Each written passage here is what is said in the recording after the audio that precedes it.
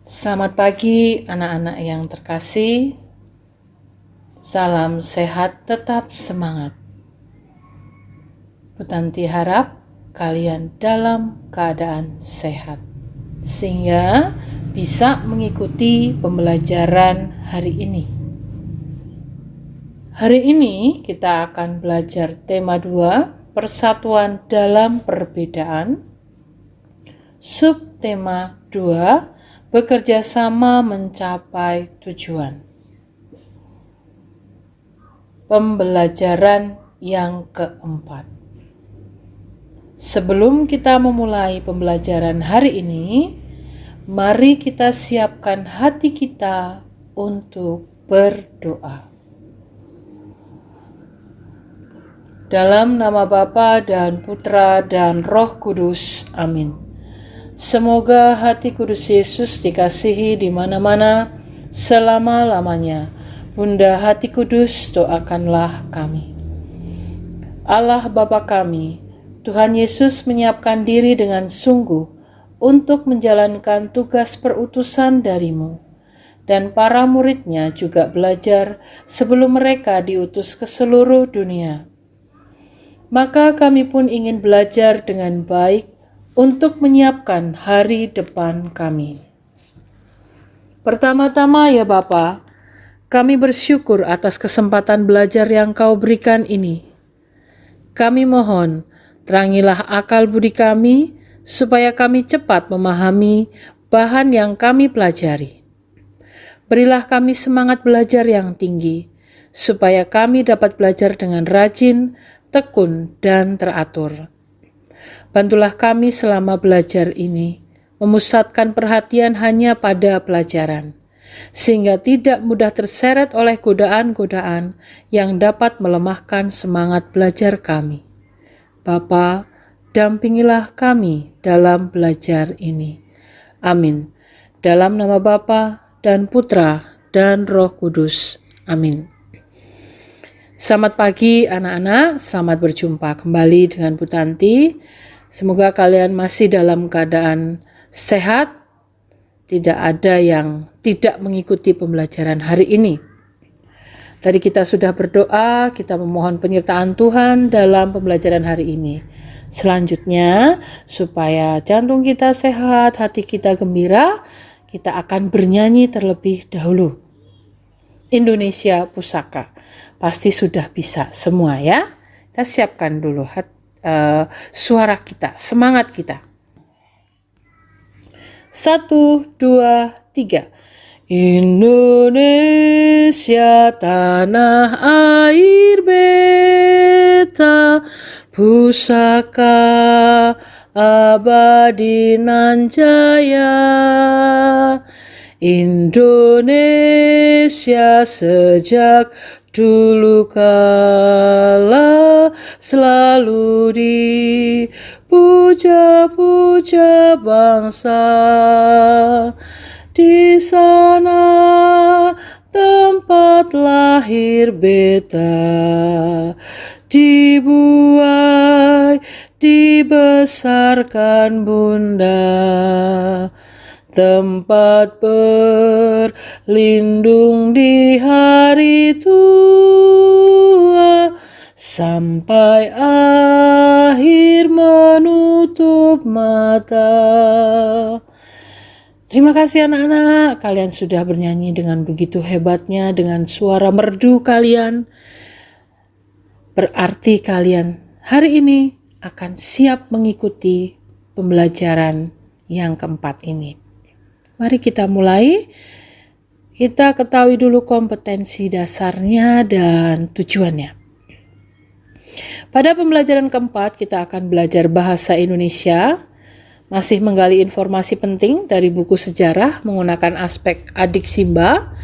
Lalu yang kedua, memaparkan informasi penting dari buku sejarah secara lisan, tulis, dan visual dengan menggunakan aspek apa, di mana, kapan, siapa, mengapa, dan bagaimana, serta memperhatikan penggunaan kosakata baku dan kalimat efektif.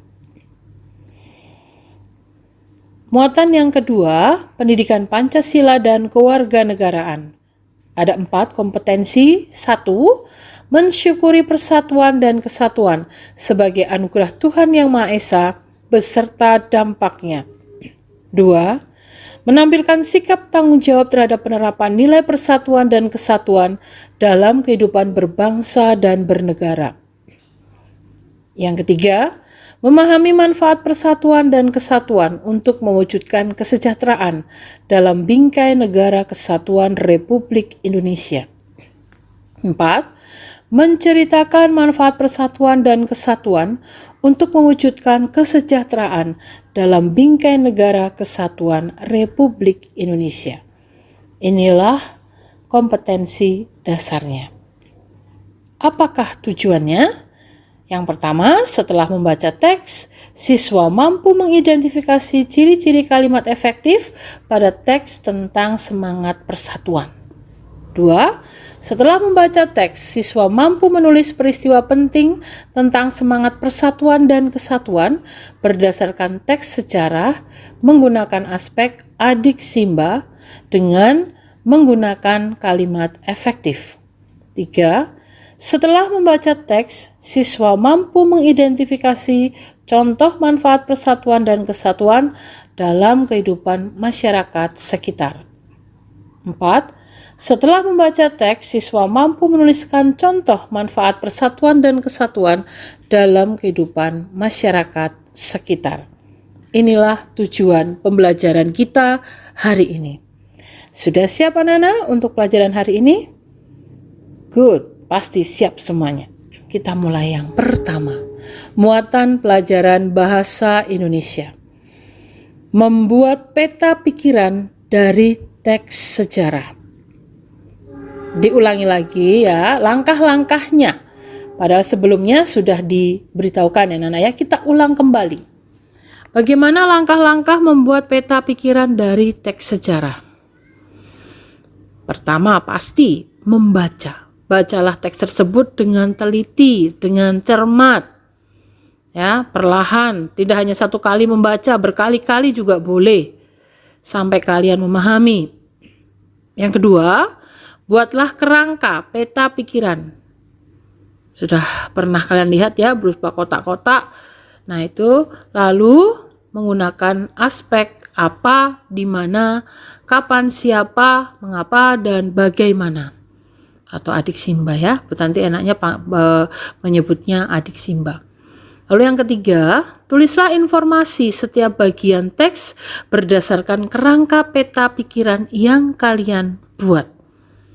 Ya, nanti ada beberapa contoh teks sejarah. Nah, di sini Bu Tanti akan berikan beberapa teks dan gambar sejarah. Nah, yang pertama, Perjanjian Linggarjati. Silahkan kamu baca dan kamu amati perlahan-lahan.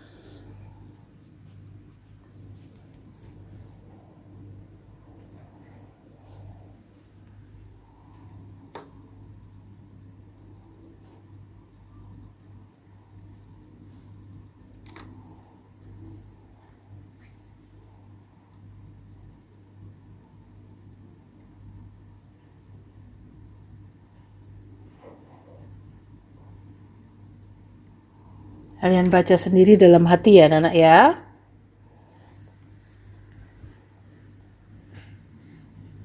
Ini hasil perundingan yang pertama. Yang kedua.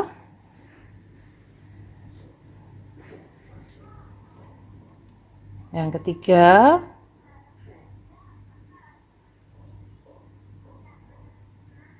Yang keempat. Jadi ada 4 hasil perundingan Linggarjati. Selanjutnya, ini adalah gambar salah satu tokoh yang mengikuti Perjanjian Linggarjati.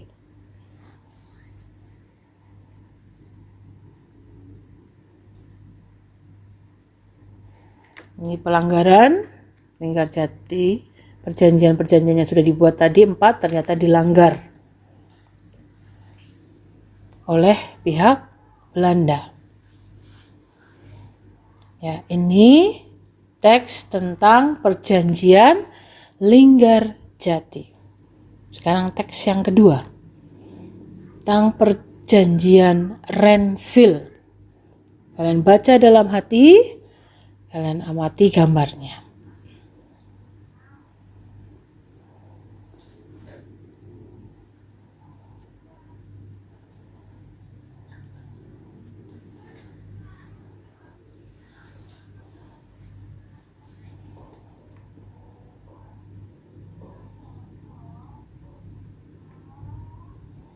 Sebenarnya teks-teks sejarah, walaupun ini pelajaran bahasa Indonesia anak-anak, tapi ini bisa digunakan untuk pelajaran ilmu pengetahuan sosial anak-anak.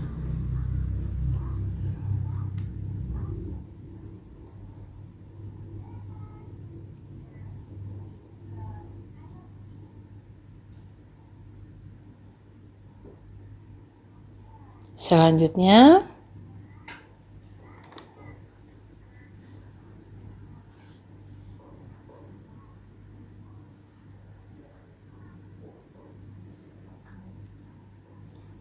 hasil perundingan Renville. Ini hasilnya ada 3. Kalau dilihat merugikan bangsa Indonesia, anak-anak ya.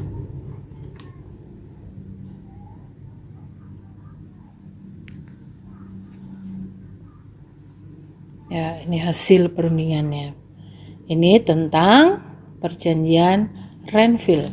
Selanjutnya teks tentang perjanjian Roum-Royen.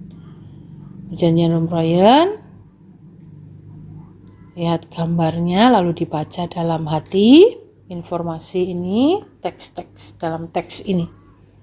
Banyak sekali informasi yang kita dapatkan.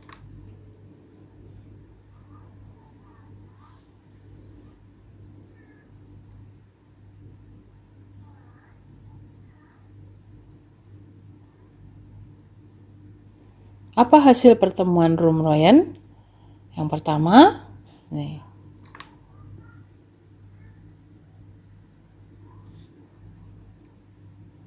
Yang kedua,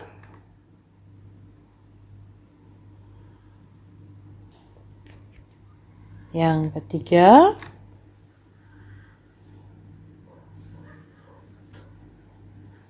ya, ini hasil pertemuan Roum-Royen. Sekarang selanjutnya kita akan bicara teks konferensi meja bundar.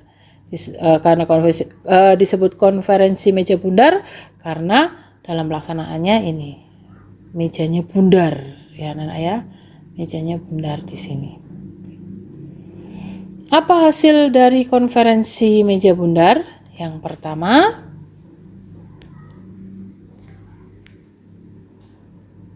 yang kedua,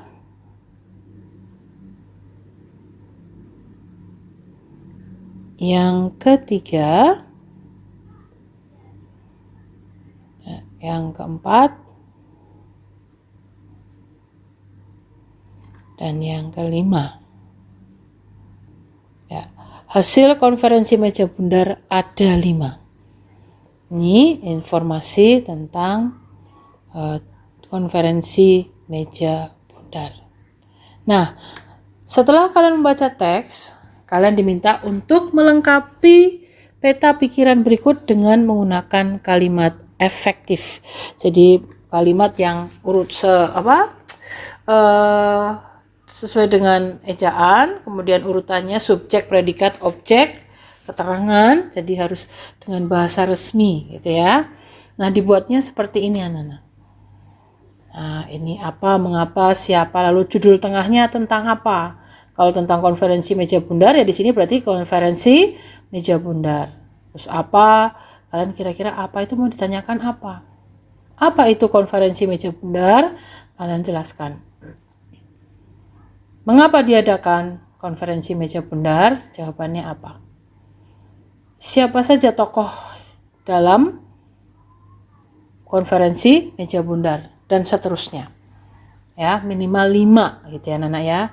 Nah, ini kalian bisa buat untuk rangkuman, memudahkan kalian dalam membuat rangkuman anak-anak ya.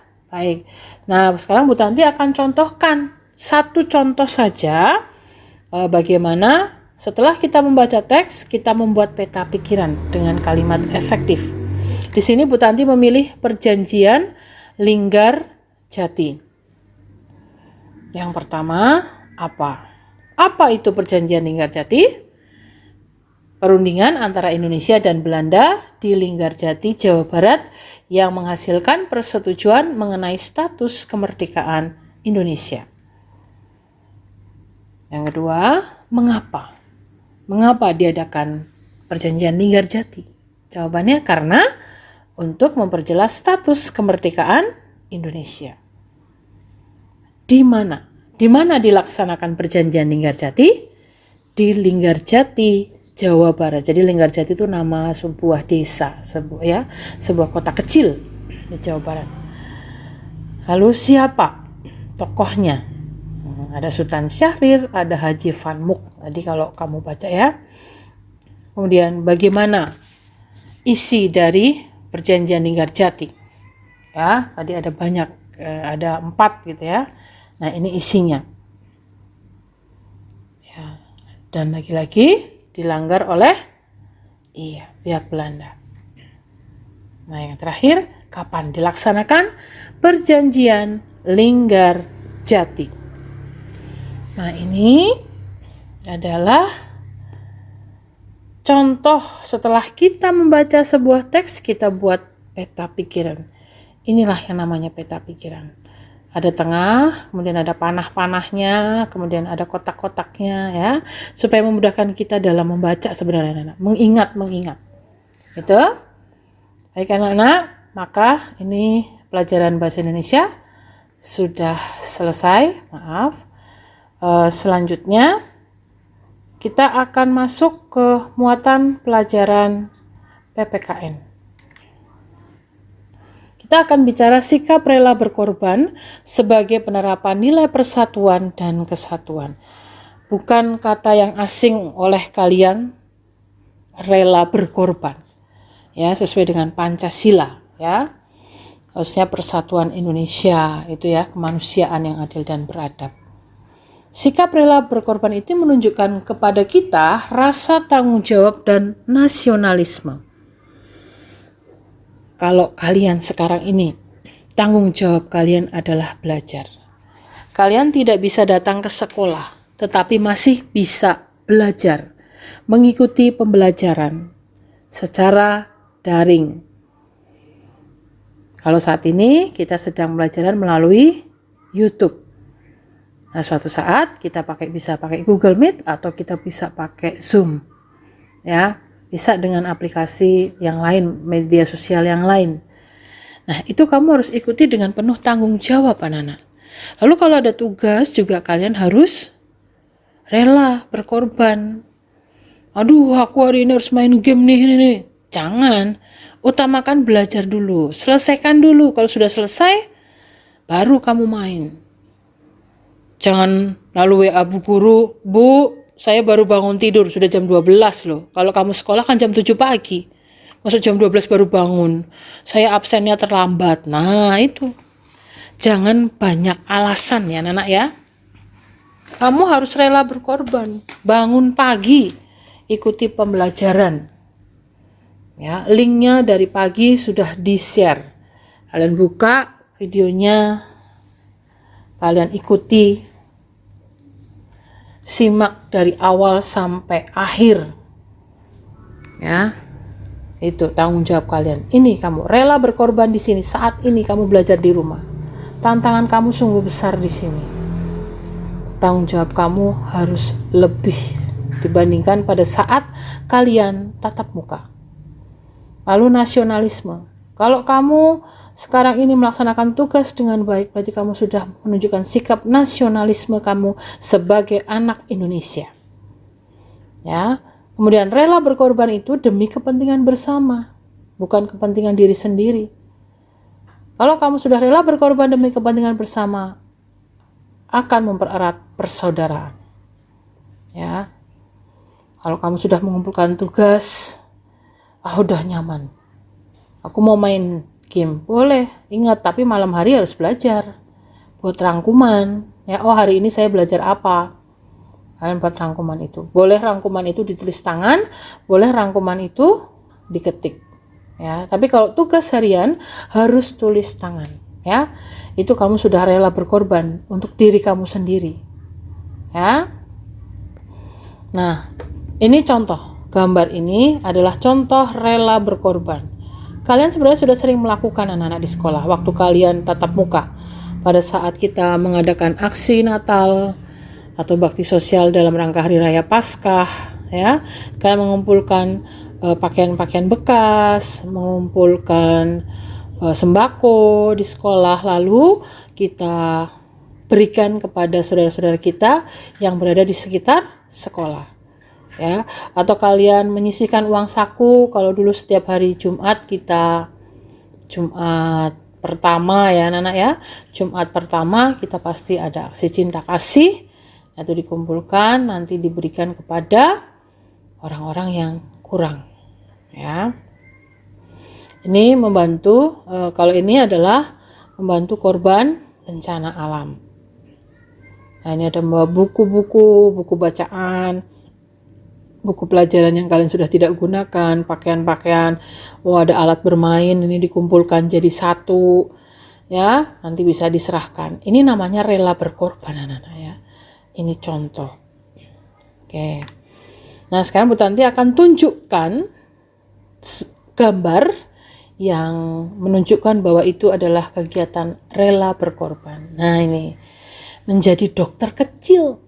Ada temannya yang sakit. Ya, dicek, mungkin kamu sudah melakukan pelatihan ya, pelatihan menjadi dokter kecil. Teman saya sakit kenapa, perutnya kenapa, bagaimana detak jantungnya ya. Nah ini menjadi anggota Palang Merah Indonesia, menolong korban yang mungkin kecelakaan ya. Ini contohnya rela berkorban anak-anak. Nah ini menolong adik yang ingin naik tapi tidak bisa, lalu bersama-sama membantu untuk naik ya. Ini nangis, adiknya nangis apa ketawa itu ya, ya itu pokoknya. Contoh gambar lagi. Nah ini mengadakan posko bencana. Jadi kalau ada warga yang mau memberikan sumbangan nggak bingung, aduh saya mau memberikan sumbangan kemana ya. Kalau sekarang kita bukan bencana alam misalnya gempa bumi, tapi kita wabah virus COVID-19. Banyak saudara-saudara kita yang terkena corona dan harus melakukan isolasi mandiri. Nah itu kamu bisa membantu memberikannya ya, tapi jangan bersentuhan anak-anak, memberikannya di depan rumah ya, berikan vitamin, makanan, sayuran ya, untuk mereka makan setiap harinya, karena mereka nggak bisa keluar rumah ya, harus isolasi di rumah sampai sembuh gitu ya. Nah ini contoh lagi yang lain, bapak-bapak TNI ya, mereka membangun rumah bersama warga sekitar. Mungkin ada rumah yang tidak layak huni, lalu diperbaiki oleh masyarakat dan dibantu oleh TNI. Nah ini adalah contoh dari kegiatan rela berkorban gitu ya anak-anak ya. Nah sekarang kalian sudah ada buku Mosaik 6B. Di situ ada beberapa contoh sikap. Kira-kira sikap apa? Nah, Bu Tanti tuliskan di situ. Yang pertama, Desi menyukai puding warna hijau. Sikap Desi terhadap Ana yang menyukai puding warna coklat adalah, jadi Desi dan Ana beda ya, berbeda, menyukai warna yang berbeda. Mungkin yang warna hijau green tea, warna coklat ya coklat ya. Nah, di sini ada 3 pilihan. Sikap yang tepat yang mana? Mengejek, menghormati, atau mencemooh? Ya, kalau kamu harus rela berkorban ya anak-anak ya. Iya, pinter. Menghormati. Yang ada buku bisa dicentang gitu ya anak-anak ya. Yang nomor 2. Desi dan Ana menyukai puding yang berbeda. Mereka tidak bertengkar. Mereka hidup dengan gelisah, ketakutan, rukun. Iya, rukun. Pintar. Nomor 3. Desi memiliki kue.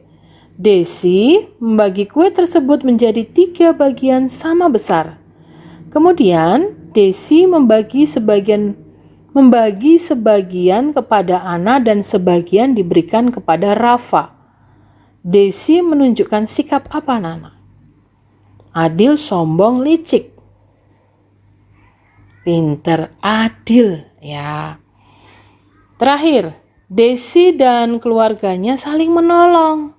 Mereka tidak pernah bertengkar. Mereka saling menghina, menyalahkan, menyayangi.